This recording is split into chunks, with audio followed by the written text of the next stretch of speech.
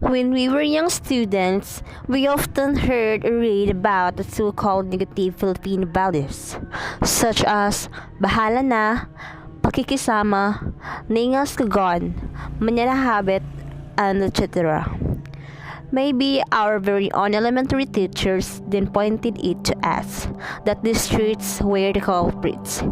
The scapegoat of the Filipino failures are basically the weak characteristics of being Filipinos.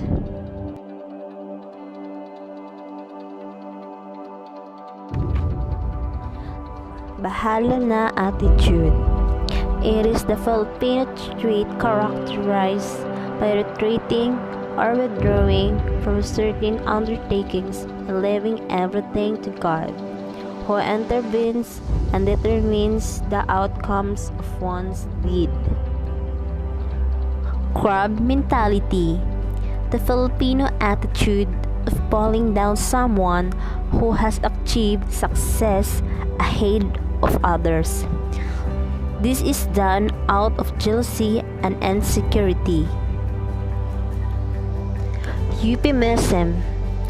The Filipino way of substituting a word or praise that is thought to be offensive or harsh with a mild and acceptable one in order not to hurt another person. Colonial complex or blue cell mentality, which is that the Filipino mindset of regarding foreign products as superior in quality and preferring them over locally manufactured goods. Shamba lang attitude. The Filipino attitude of attributing his or her success or accomplishment to luck and not to hard work, perseverance, and ability. Filipino time. In reality, it means always late. A Filipino attitude of being imprecise or independent about appointed time. Pakikisama. The Filipino attitude of submitting oneself to the will of the group of the sake of camaraderie and unity. Having failed to comply with the group demand, the person would be called walang pakikisama or selfish. The adherence to group demands has driven our youth to engage in bad habits like smoking, alcoholism, and even drug addiction. Jackpot mentality. The get rich quick mentality of some Filipinos who do not believe in hard work and would rather engage in easy ways of winning money by gambling, betting in lottery, joining raffle crews, and participating in television gambling. Ouch!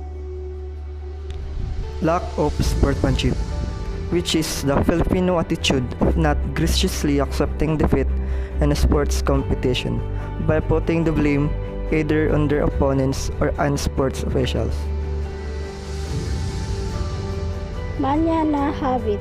The Filipino attitude of putting off for tomorrow a task that can be done today.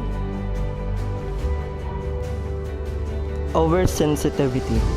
Filipinos have the tendency to be irritated easily or get hurt upon hearing criticism or comments.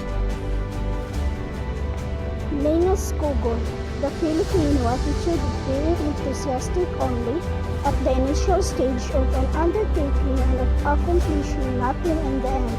That is a common practice among politicians who are visible and involved only at the start of a certain project. Gaya-gaya attitude.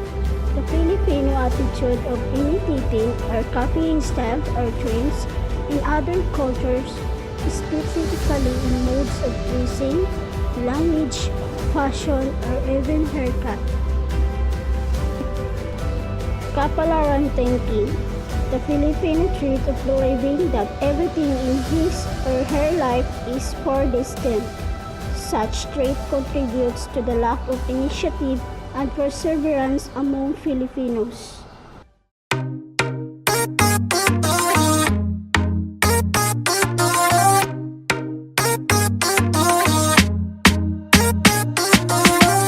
The sound of your voice is therapy to my ears.